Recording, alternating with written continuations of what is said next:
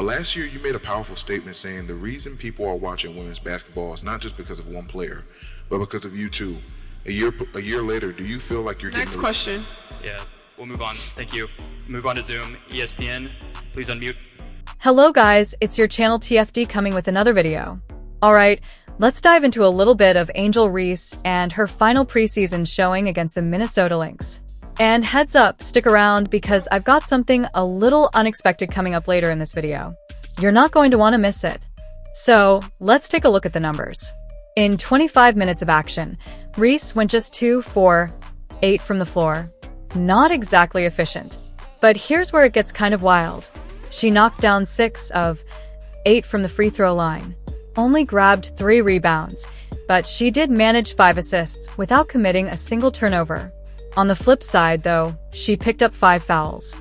And in the end, she finished with 10 points.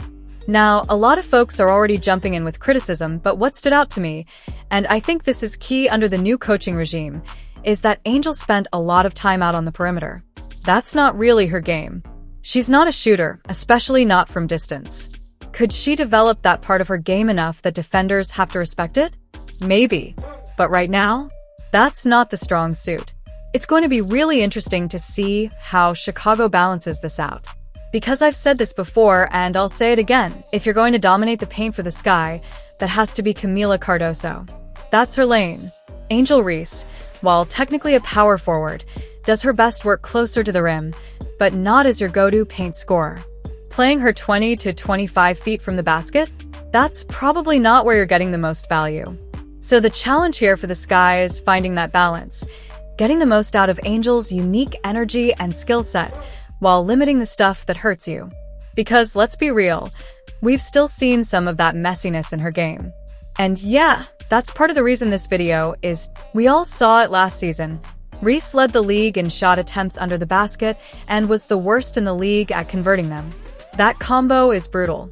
You never want the most inefficient finisher also taking the most shots in that zone.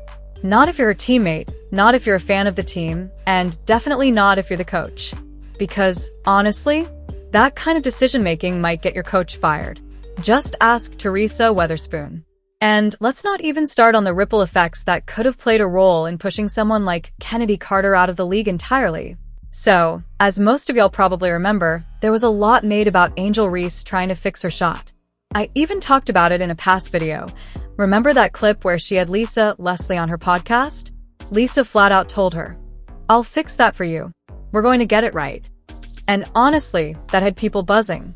Not long after, we started seeing those workout clips from down at Unrivaled. Lisa Leslie actually in the gym with Angel.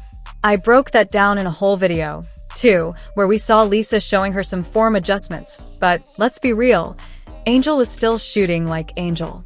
Now, in fairness to her, because I do want to be fair here, there's a difference between just missing shots with good form versus someone who's been doing it all wrong from the start. And with Angel, we're not just talking about a cold stretch. We're talking about trying to rebuild a jumper at the professional level as a grown adult in real WNBA games. That's not a quick fix. And the reality is, when the pressure hits, when you're in a real game situation, your body's going to fall back on muscle memory. That's just how it works. No matter how many reps you've put in during the off-season, if the foundation wasn't there from the beginning, it's going to show. So that brings us to now. Preseason, lights are on, and we're still kind of seeing the same old thing. And that's not even to clown on her.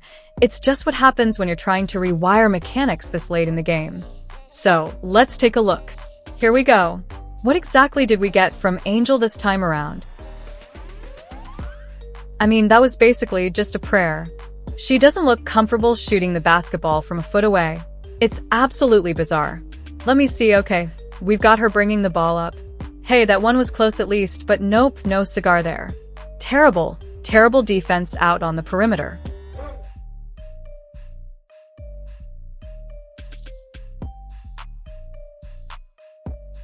Nice pass by Haley Van Lith, terrible layup, though. By the way, I probably wouldn't have taken that extra dribble. I'm just saying. But yeah, I mean, having her drive from outside the three-point line, as you can see, is just not a good idea. I'm not saying she can't facilitate if you want to spread the floor. I get it.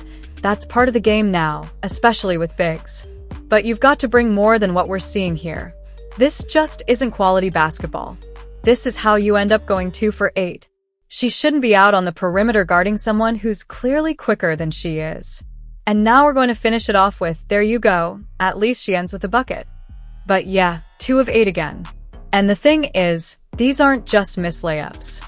They're not the kind of misses you see from someone like Kelsey Mitchell or Caitlin Clark or Nafisa Collier, where the form is solid, the footwork is clean, and the shot just doesn't fall. That happens. Even the best players miss shots, because they're human. But with Angel, it's different. These misses don't look clean. They don't look controlled. Nothing about the shot mechanics looks natural or comfortable. The form isn't there. The confidence isn't there. It just doesn't look right. Now, I said I wanted to be fair, and I still do, but you've got to call it how you see it. This isn't just bad luck or cold shooting. This is deeper than that. It's mechanical. It's fundamental. So, we've also got some of these moments here. You can see when she's out there, that's a really sharp pass. No question about it, that's a great pass by Angel Reese. You're starting to see more of that in her game now. And, well, I probably should have just let that play finish, but that's a solid kick out. One of the issues she's had before was, after grabbing a rebound, she'd rarely look to the perimeter to find an open teammate for a shot. So, what we're seeing now is a shift there working to balance out her weaknesses and highlight her strengths. If you keep her away from the paint, you might get more assists and ball movement, but you're definitely sacrificing some of her offensive rebounding presence. You're going to see fewer rebounds from her, but overall, it could be a net positive for the team with what Angel Reese brings. The coaching staff might be transforming her into a different kind of player, which could ultimately benefit the Chicago Sky. Now, looking at her shooting, 2 of 8 from the field isn't good, especially when most of those are close-range shots. That looks rough, no doubt. But if the coach can reduce those tough attempts, she needs to make that outside shot enough of a threat to open up her game. Trying to drive for her own shot from the perimeter just isn't going to work consistently. I do like that Cardoso is now the main option inside for Chicago. That makes sense. So, to be fair to Angel Reese, she still has areas to improve. But if she evolves into a player who gives you, say, 8 points, 8 or 9 rebounds, and 4 or 5 assists per game, that stat line might not look as flashy as last year's, but she could be a more effective player and help her team win more games. That's the main takeaway. There are positives here, it's not just about the missed shots. I know some people focus only on the negatives, but she did some good things out there. If you found this breakdown helpful, hit the like and subscribe buttons, and I'll catch you next time. Teammates is that they say that you can add about anything to your bag and that it can continue to develop throughout the season. Just in that last preseason game, we saw higher assists numbers from you than we did see last season. What are things about the actual passing game that you have that you want to continue to grow and develop this season? I don't think it's about growing and developing. It's showing you things that you guys may haven't seen. I was the #1 weight coming out of high school. When I went into college, I had to transition to be a post player. I've always been a player for the team. Every team I've been a part of, I've been a player for the team. And I went to Maryland, I was a player for the team and did what I needed to do when I was at LSU. I was a team player that did what the team needed and got a championship as people can see. Coming here, obviously Snoop was out last game. Coach was decided I need you to play point guard sometimes. I'm willing to do whatever it is for the team.